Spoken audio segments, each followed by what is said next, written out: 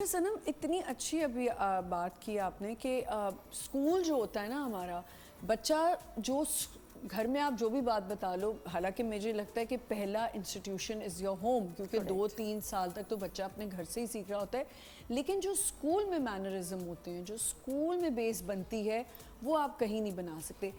अगर आप comparatively, because आप इस बिज़नेस में हो इतने अरसे से, आपने कुछ डिफरेंस देखा है कि हमारे स्कूल्स में भी अब शायद उस तरह नहीं, आप नहीं बच्चे को ट्रीट कर सकते, बिकॉज यहाँ तो माँ बाप आ जाते हैं या वो कहते हैं कि जी इतना स्ट्रिक्ट क्यों किया हुआ है, ये क्यों किया हुआ है।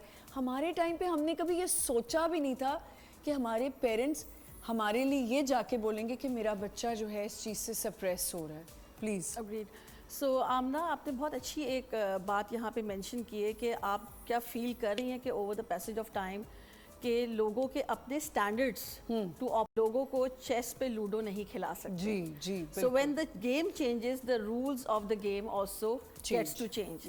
तो होता ये है कि पहले तो 10 साल बाद एक जनरेशनल गैप आता था, लेकिन अब with the passage of time हर 2 से 3 साल बाद, क्योंकि इतनी तेज़ी से इनोवेशंस हो रही हैं, इतनी तेज़ी से चीज़ें खुद चेंज हो रही हैं कि वो गैप भी श्रिंक होता जा रहा है, जिसकी वजह से आप मेंटली उसके लिए रेडी नहीं है, आपकी प्लानिंग वीक है, और आपको ये भी नहीं पता, because you have never been trained to be forward thinkers, कि आने वाली प्रॉब्लम्स को, इश्यूज को किस तरीके से टैकल करना है या एड्रेस करना है।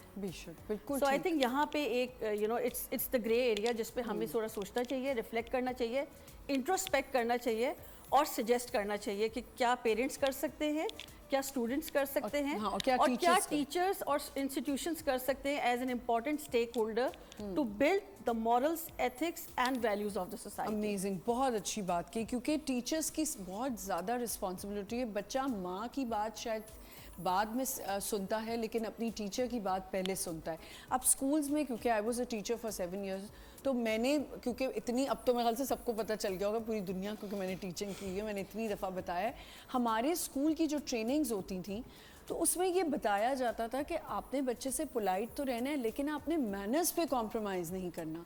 अब जहाँ मैनर्स आ जाते हैं ना, वहाँ बड़ी चीज़ें आ जाती हैं। आपका बच्चा किसी के सामने बात कैसे करे, आप देखिए, हम बच्चे की इसलिए बात करें क्योंकि बच्चे से ही जो बेस बन जाती है वो सारी ज़िंदगी आगे रहती है।